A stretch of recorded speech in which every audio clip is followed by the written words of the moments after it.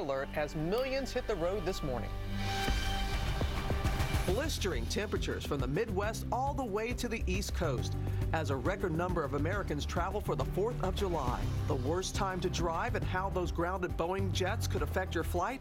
Our team spread out across the country with live updates from the road and sky. Patriotism and politics. Overnight tanks arriving on the National Mall for President Trump's salute to America, as critics now question how much the president's show of military might cost taxpayers.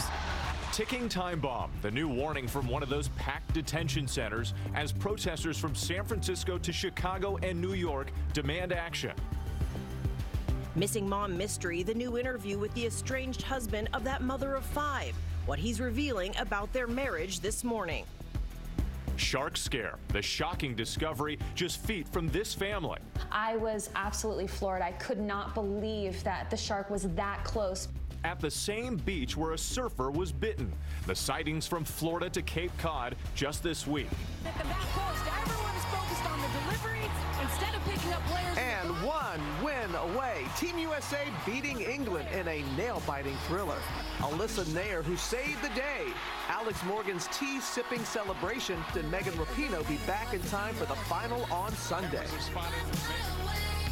Live in Times Square, this is Good Morning America. Something tells me she'll be back. Yeah. She'll be back in time. Good morning, America. What a win. And Kristen Press, who filled in for Megan, scored the first goal. Amazing, right there, back in the old onion bag, as they say. We were all screaming about it. Take a look at her parents. They could not contain their excitement. We were right there with them. It was amazing. And also, it was Alex Morgan's 30th birthday. She scored as well, celebrating with birthday cake after the victory to go along with that tea she had. There it is, the high tea celebration after her goal. It's a soccer thing. A little bit, That's it. We're going to begin, though, with that holiday scorcher as the travel rush gets underway. Take a look at today's heat index forecast. Blistering temperatures for millions. Ginger is at Rockaway Beach here in New York, starting us off with the latest. Good morning, Ginger. Hey, good morning to you, Robin. They said, did you want to start at the beach? Yeah, as so many people are going to be doing. It is quiet right now here, but from here down through Florida and really across our nation, these beaches will be packed and probably the only place you're going to be comfortable. Look at some of the numbers. The heat advisories are on from Wilmington down to Fort Myers. It'll feel like 106 this afternoon in Jacksonville, Florida, 94 for Nashville, and then that high kind of retrogrades or backs up a bit, and that means the heat, the core of it, settles in for the southeast, 100 the feels like on the 4th of July in Washington, D.C. Now, this is also going to come with some storms, and they've already been dropping a lot of rain. That's LaGrange, Illinois, just outside Chicago. I saw pictures from Interstate 55 covered in water along the Stevenson. Look at this, though. Strong storms, some of them, obviously with lightning and that heavy rain, could produce more than 3 inches. So going through your holiday, watch for not just the heat and exposure to heat, because we're already feeling like the upper 70s to near 80 right now, but then also the lightning and thunderstorms, Cecilia. Those are good reminders. Okay, Ginger, thanks. As millions from the heartland to the East Coast face that brutal heat, the holiday rush is now getting underway. AAA expects nearly 49 million people to travel over the next few days. Take a live look at the planes in the air right now. A lot of them out there. David Curley is at Reagan National Airport just outside Washington with the latest. Good morning, David. Good morning, Cecilia. Expected to be the busiest summer travel season, and you can see the lines here for 4th of July travel already getting longer. Already this year, TSA has had 6 of its busiest days out of 10 this year alone. That's why we're expecting such a big, busy season. For this weekend, 12 million Americans expected to fly either in or out for the holiday. What does that mean? You can expect about 20% more flyers on the busy days. Now, TSA has deployed 350 officers to the border to deal with that issue, but the head of the TSA says that has not impacted wait times here. He does say over this weekend, you could expect a little bit longer lines, and this is a little bit longer than what we see on an average morning. He says the busiest day will be Sunday, so watch out if you're flying on Sunday. And the 737 MAX, all those flights have been canceled. That means tighter seats on United, Southwest, and American, which fly it. Some of the other airlines have tried to add seats to get everybody where they want to go over this holiday weekend. Whit? Those other airlines picking up the slack. All right, David Curley for us in Washington. Thank you. Let's go to the roads now. Gas prices down 19 cents compared to this time last year, and a record 41 million people are expected to drive over the holiday weekend, nearly 2 million more than last year. The worst time to travel tonight between 4:30 to 6:30. That's when traffic is expected to be at its slowest. Helicopter reporter Shannon Sohn from our New York station WABC is high above the Big Apple with how things are looking right now. Shannon, good morning. Yeah, and I'll tell you what, it has not been a great morning. I'm going to take you outside and show you what it looks like. We had some major delays this morning on the major Deegan Expressway, which filtered into the George Washington Bridge, and the damage was done. Now, look at this volume at the tolls. If you were in New Jersey trying to get across the bridge, you can wait 45 minutes to an hour at this point. It's not looking much better at the Lincoln and Holland tunnels, although you can cut that travel time in half. And keep in mind, so much of this is holiday getaway traffic, and all of these people are going to be sitting in this on the way back as well. Back to you, Whit. Only going to get worse later today. Shannon, thanks so much. Robin? Okay, Whit, now to new details about President Trump's 4th of July event at the Lincoln Memorial. Tanks seen overnight moving into the city, and now there are questions about how much this is going to cost. Stephanie Ramos is on the parade route there in Washington, has more for us. Good morning, Stephanie. Robin, good morning. As you can see, the Bradley fighting vehicle is already here on the National Mall. Military units, marching bands, floats, and fighter jets are all getting into position for the big event tomorrow, and so are protesters. I hope a lot of people come, and it's going to be about this country, and it's a salute to America. Those words sparking criticism that the president has taken over D.C.'s 4th of July celebration on the National Mall, traditionally a non-political event. I'm going to be here, and I'm going to say a few words. But so far, putting America's military might on display hasn't been easy. These 60-ton tanks traveling in D.C. were unable to clear this overpass and had to be rerouted. Reagan National Airport stopping arrivals and departures so the Blue Angels and the plane used for Air Force One can conduct a flyover, costing taxpayers roughly $142,000. And while the administration won't say how much this is all costing, the Washington Post writes that the National Park Service is diverting nearly $2.5 million in entrance and recreation fees to cover costs, money initially intended to improve parks across the country. We're going to have planes going overhead, and we're going to have some tanks stationed outside. That promise drawing criticism from D.C. politicians. I also have some concerns about a president not celebrating the military, but glorifying military might.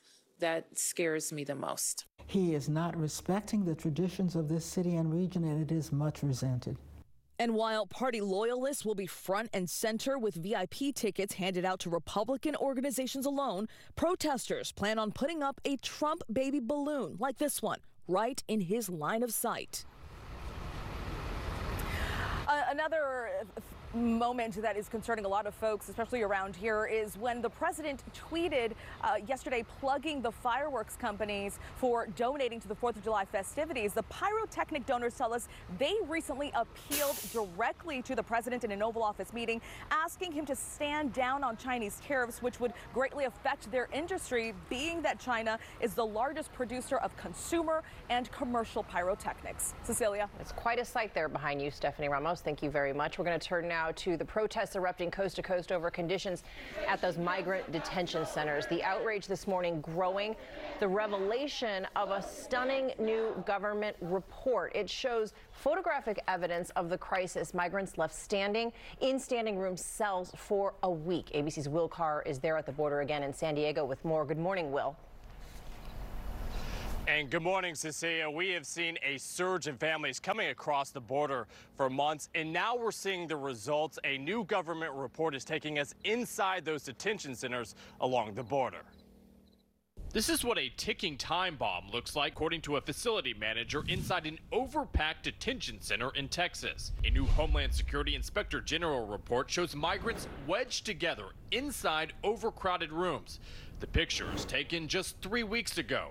The OIG visited 5 centers in the Rio Grande Valley and found migrants lying on the floor, wrapped in those silver Mylar blankets, others packed into standing room only cells for more than a week. The government says children had no access to showers and limited clothing. nationwide protest against the Trump administration's immigration policies and its treatment of refugees come after a congressional delegation snuck a cell phone into 2 facilities in Texas earlier this week, showing women wrapped in blue sleeping bags on the ground. Sarah Koskin brought her young sons. It is viscerally atrocious. On Tuesday, another group of Democratic lawmakers traveled to the nation's largest child detention center in Homestead, Florida. When you see something that is not right, not fair, not just, you have to say something. Close the camps now. Close the camps. And President Trump just signed an emergency border spending bill that will continue border operations, and it could expand shelters and provide medical help in the coming days and weeks. Whit. Will Carr at the border for us again this morning. Thank you. Reaction this morning to that stunning verdict for a former Navy SEAL accused of killing an ISIS prisoner found not guilty after a courtroom bombshell from a fellow SEAL who claims he was the one who killed the captive. ABC's Eva Pilgrim has that story for us this morning. Eva, good morning. Good morning, Whit. This was a highly charged case. The man at the center of it all, an 8-tour decorated Navy SEAL accused by members of his own platoon of war crimes. This morning, his family and legal team claiming vindication with this verdict. This morning, former Special Operations Chief Edward Gallagher is a free man. Thank God. My legal team is away. In a 10-day court martial, the former Navy SEAL found not guilty on charges of killing an ISIS prisoner, speaking publicly after the verdict for the first time. Celebrating liberty and freedom. Exactly. And justice. Gallagher was only found guilty on one charge Tuesday for wrongfully posing for an unofficial picture with a human casualty. And I've said from the beginning, my #1 goal is to get him home to his family. He's going home.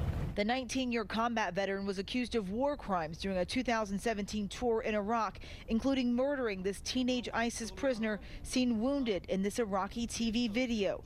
Fellow SEAL Corey Scott, granted immunity, was expected to testify that he saw Gallagher, a medic, stab that teen. But in a shocking twist almost 2 weeks ago, Scott testified that it was he, not Gallagher, who killed the fighter. I felt vindicated for my husband. I felt that this is finally the moment that we've been waiting for, that the truth came out. Gallagher's defense team arguing the case was built on false accusations from disgruntled sailors. He's fought every major enemy of the United States. He is a righteous and noble individual. And now Gallagher will be back in court in a few hours for sentencing on the guilty charge. That carries a max of 4 months. His attorney expecting he will be credited for the more than 8 months he has already served in the brig waiting for trial. Robin. All right, Eva, thank you. Now we have the latest on the investigation into the death of MLB pitcher Tyler Skaggs. Overnight, there was a moment of silence for the 27-year-old before the Angels game against the Rangers. His teammates, as you can imagine, very emotional. And now the autopsy is complete and awaiting the results. Marcus Moore is outside the Ranger Stadium in Arlington with the latest. Good morning, Marcus. Oh, Robin, good morning. You can see the growing memorial where the Angels had an emotional win last night and also had a deep desire to honor their beloved teammate. Please join the Texas Rangers, the Los Angeles Angels, and all of Major League Baseball as we observe a moment of silence. The moving moments on the baseball diamond in Texas overnight, where the signs of grief from deep within rolled down the faces of former teammates and fans, just beginning to mourn the sudden death of 27-year-old pitcher Tyler Skaggs. We wanted to, take him out there with us, one more time.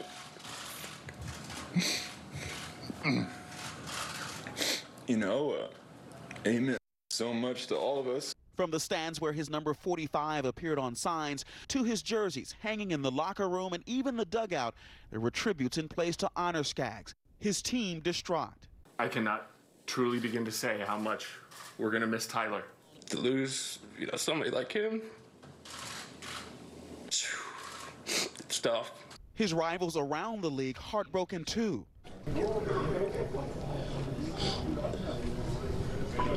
He's just all I'm thinking about. There's no words to describe it, and my heart goes out to, obviously his wife, his family. Skaggs was supposed to play in tomorrow night's 4th of July game. He was found dead Monday afternoon in his room at the team hotel.